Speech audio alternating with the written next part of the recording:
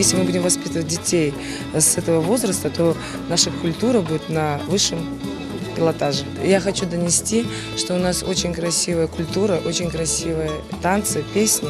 Я хочу, чтобы наша молодежь и наши дети стремились развивать ее еще больше. Ne de güzel yaşaması vatanda. Şenlik gelsin, şenlik gelsin, yeşil ada güllesin.